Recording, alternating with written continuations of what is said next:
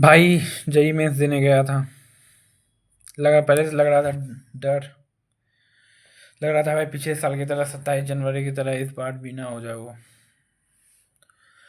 पर जब गया तो फिर जब क्वेश्चन आया तो तब देखा कि फिजिक्स अटेम्प्ट कर रहा था। उस समय लगा वैसे फिजिक्स में कॉन्सेप्ट जो थे ना बहुत मिला जुला के आए थे। मतलब ऐसा नहीं था कि सिर्फ एक ही कॉन्सेप्ट पे डायरेक्ट सवाल पूछ रहे हैं, ऐसे नहीं थे। अलग अलग क्वेश्चन पे अलग अलग सवाल पूछे जा रहे थे।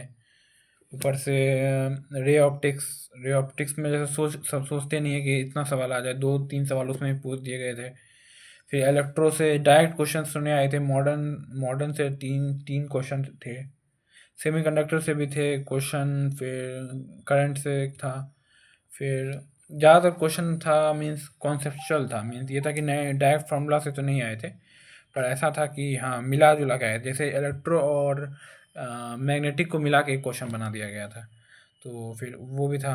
उसके बाद केमिस्ट्री में इनऑर्गेनिक से ज़्यादा पूछा नहीं गया था, पर इनऑर्गेनिक से कोऑर्डिनेशन और कोऑर्डिनेशन से सवाल थे। कोऑर्डिनेशन से दो क्वेश्चन पूछ लिए गए थे। फिर केमिकल बॉन्डिंग से था। पीरियोडिक टेबल से एक क्वेश्चन था आयोनेशन एनर्जी वाला। फिर भाई की और ज़्यादातर क्वेश्चन था फिजिकल केमिस्ट्री से ही। ज़्यादा नहीं तो फिर ज़्यादा क्वेश्चन उससे नहीं थे। ऑर्गेनिक से क्वेश्चन थे, पर ऑर्गेनिक पे ऐसा नहीं था पी वाई क्यू डायरेक्ट नहीं पूछा गया था। ऑर्गेनिक में डायरेक्ट पी वाई क्यू नहीं था। ऑर्गेनिक में अलग अलग था, मतलब अलग अलग तरह से अलग अलग चैप्टर से पूछा गया था क्वेश्चन, ऊपर मिला के पूछा गया था। जैसे और ऑटोमेटिक चैप्टर ज़्यादातर नहीं पूछा जाता है, पर उससे ही पूछा गया था। बायोमोलिक्यूल से डायरेक्ट क्वेश्चन था, एक विटामिन सी वाला। फिर एक क्वेश्चन था। फिर और देखा जाए तो फिर वो मैथ्स में जाए तो मैथ्स में तो बहुत मैथ्स पिछले साल की तरह मॉडरेट आया था। मतलब बहुत सारे चैप्टर थे, जैसे स्टैटिक्स मैंने बहुत शायद किया था, पर स्टैटिक्स को प्रोबेबिलिटी के साथ मिला के क्वेश्चन डाल दिया गया था। बहुत बहुत सारे चैप्टर से मैथ्स में बहुत, मतलब दो चैप्टर को, जैसे डिफरेंशिएशन को फंक्शन से मिला के डाला गया था क्वेश्चन। इन्वर्स को भी फंक्शन के साथ प्रोबेबिलिटी के साथ मिक्स करके डाला गया था। डायरेक्ट डायरेक्ट क्वेश्चन रिलेशन से एक आ गया था क्वेश्चन। फिर बहुत सारे अलग अलग चैप्टर्स को मिला के डाला गया था एक क्वेश्चन। और पर ये तो नहीं बोलूँगा कि क्वेश्चन हार्ड, पेपर हार्ड था, पर पेपर तो इजी ही था। पर ये था कि वैरायटी ऑफ क्वेश्चन अलग अलग चैप्टर से, अनएक्सपेक्टेड चैप्टर से क्वेश्चन पूछे गए थे इस बार। अनएक्सपेक्टेड चैप्टर से क्वेश्चन पूछे गए थे। जैसे कोई कैलोमेट्री से सवाल, कैलोमेट्री थर्मोडाइनमिक्स सबसे सबसे बहुत कम क्वेश्चन आते हैं फिजिक्स में खासकर। इससे पूछ दिया गया। थर्मोडाइनमिक्स से तो क्वेश्चन नहीं था, पर केटीजी से था क्वेश्चन। दो क्वेश्चन तीन क्वेश्चन था केटीजी। सब केटीजी से तीन क्वेश्चन नहीं होता है लगभग, इतना आया था। इलेक्ट्रो से डायरेक्ट क्वेश्चन नहीं आ रहा था।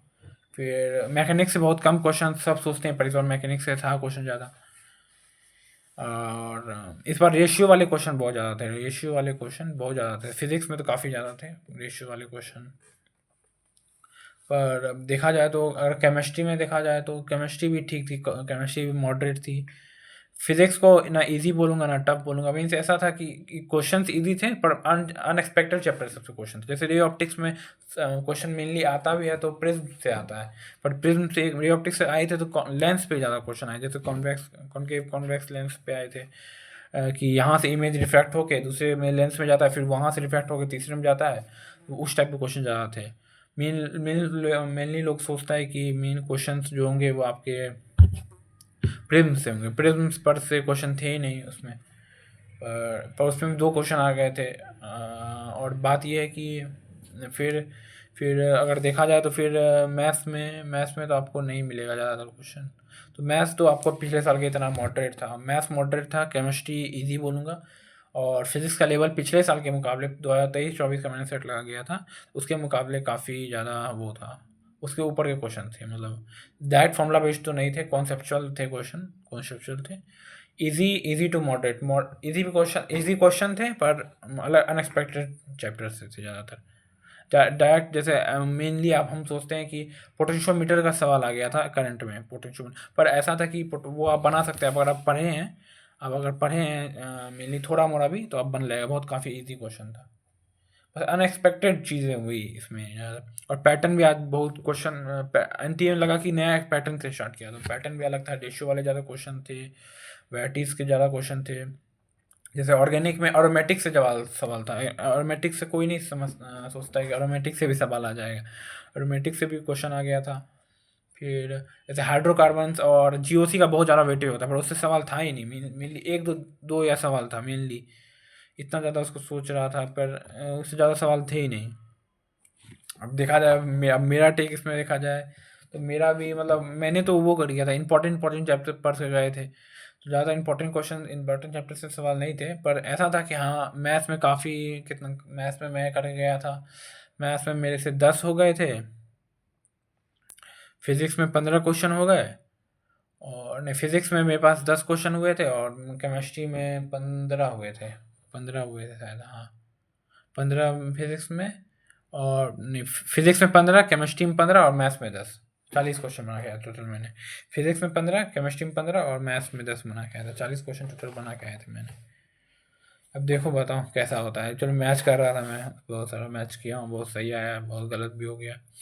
चलो अब मेनली फोकस तो करेंगे उसमें, अब सेकंड अटेम्प्ट अप्रैल वाले में अटेम्प्ट करना है, चलो देखते हैं।